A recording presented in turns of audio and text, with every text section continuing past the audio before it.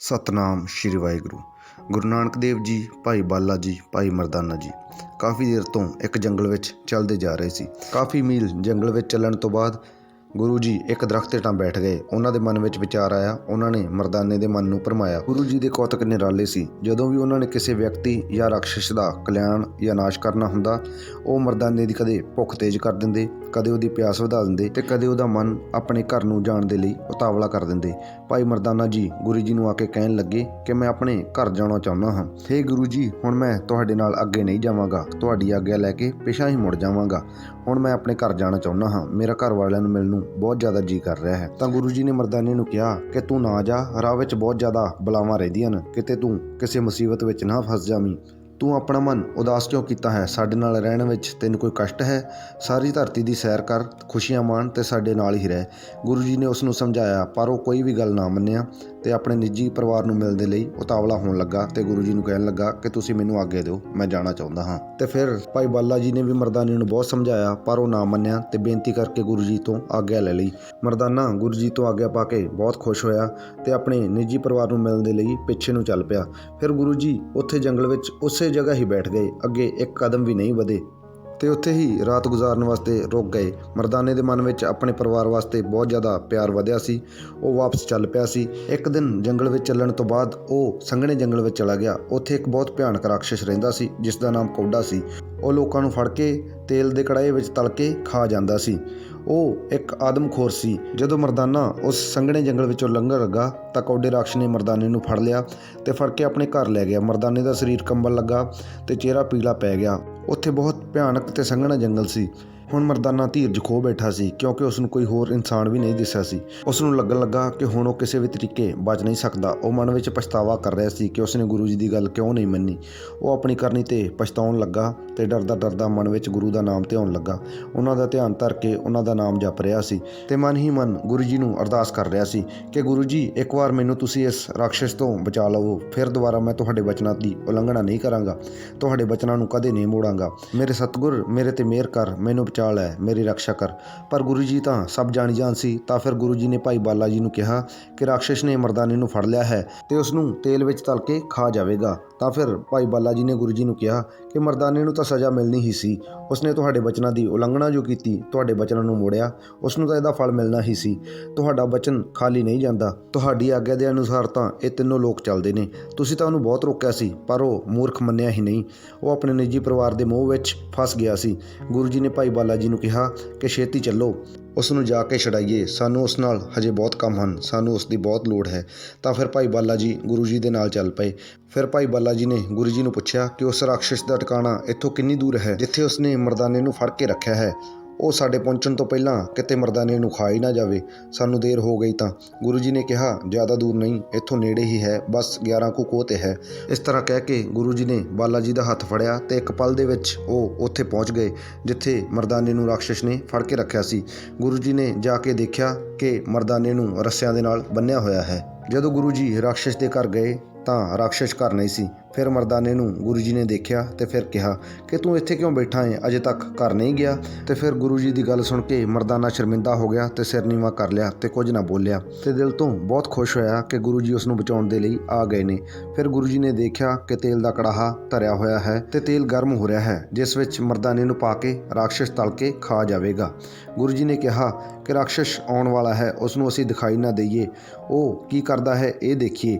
ਗੁਰੂ ਜੀ ਦੀ ਗੱਲ ਸੁਣ ਕੇ ਬਾਲਾ ਕਹਿਣ ਲੱਗਾ ਕਿ ਫਿਰ ਤਾਂ ਉਹ ਗੱਲ ਹੋ ਗਈ ਕਿ ਤੁਸੀਂ ਆ ਕੇ ਵੀ ਨਹੀਂ ਆਏ ਤੇ ਰਾਖਸ਼ ਮਰਦਾਨੇ ਨੂੰ ਤਲ ਕੇ ਖਾ ਜਾਵੇਗਾ।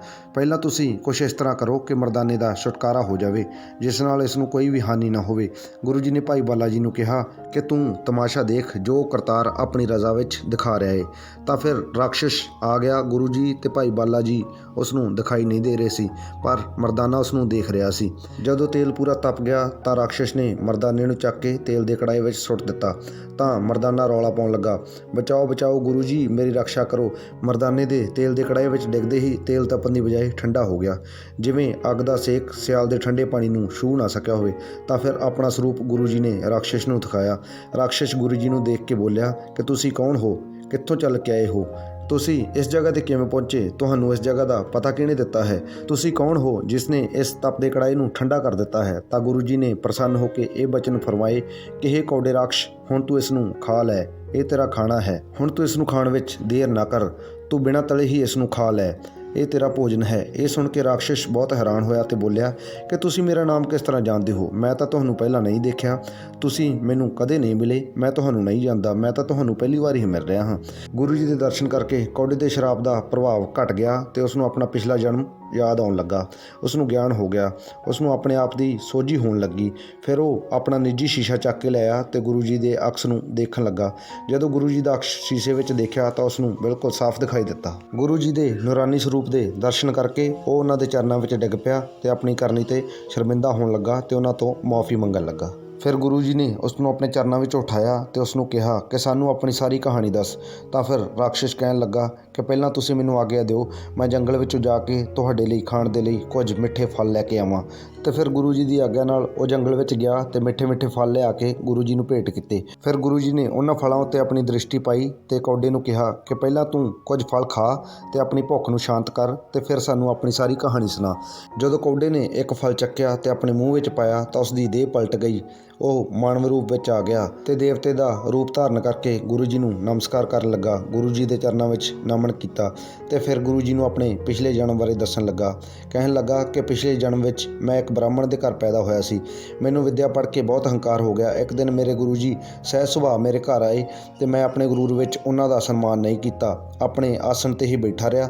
ਮੇਰੀ ਇਸ ਅਵੱਗਿਆ ਨੂੰ ਦੇਖ ਕੇ ਗੁਰੂ ਜੀ ਨੇ ਮੈਨੂੰ ਗੁੱਸੇ ਵਿੱਚ ਆ ਕੇ ਸ਼ਰਾਪ ਦੇ ਦਿੱਤਾ ਤੇ ਮੈਨੂੰ ਕਿਹਾ ਕਿ ਇਸ ਤਰ੍ਹਾਂ ਦੀ ਬੇਪ੍ਰੀਤੀ ਜੋ ਤੂੰ ਆਪਣੇ ਮਨ ਵਿੱਚ ਧਾਰੀ ਹੈ, ਇਸ ਨਾਲ ਮੇਰਾ ਕੁਛ ਨਹੀਂ ਵਿਗੜਿਆ। ਹੇ ਘਮੰਡੀ, ਜੇ ਤੂੰ ਇਸ ਹੰਕਾਰ ਦਾ ਫਲ ਨਹੀਂ ਪਾਵੇਂਗਾ ਤਾਂ ਜਗਤ ਦੀ ਸੁੱਖ ਪ੍ਰੀਤੀ ਖਤਮ ਹੋ ਜਾਵੇਗੀ।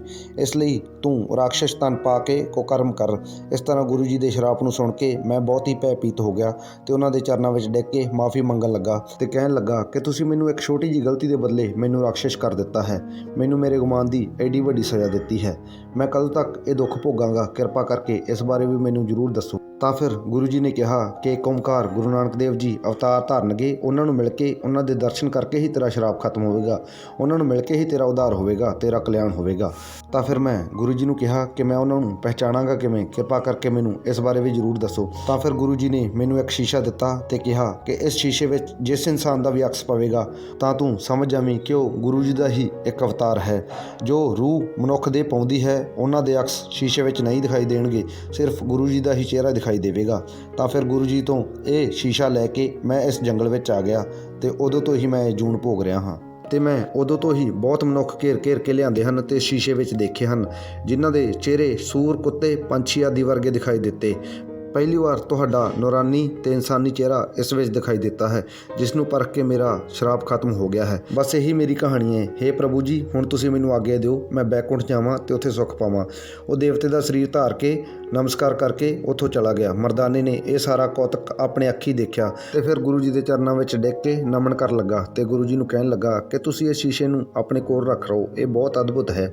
ਫਿਰ ਗੁਰੂ ਜੀ ਨੇ ਕਿਹਾ ਕਿ ਸਾਨੂੰ ਇਸ ਸ਼ੀਸ਼ੇ ਦੀ ਜ਼ਰੂਰਤ ਨਹੀਂ, ਕਿਉਂਕਿ ਜਿਨ੍ਹਾਂ ਕੋਲ ਸ਼ੀਸ਼ੇ ਵਰਗੇ ਵਿਚਾਰ ਹੋਣ ਉਹਨਾਂ ਦੀ ਆਤਮਾ ਪ੍ਰਕਾਸ਼ਿਤ ਹੋ ਜਾਂਦੀ ਹੈ।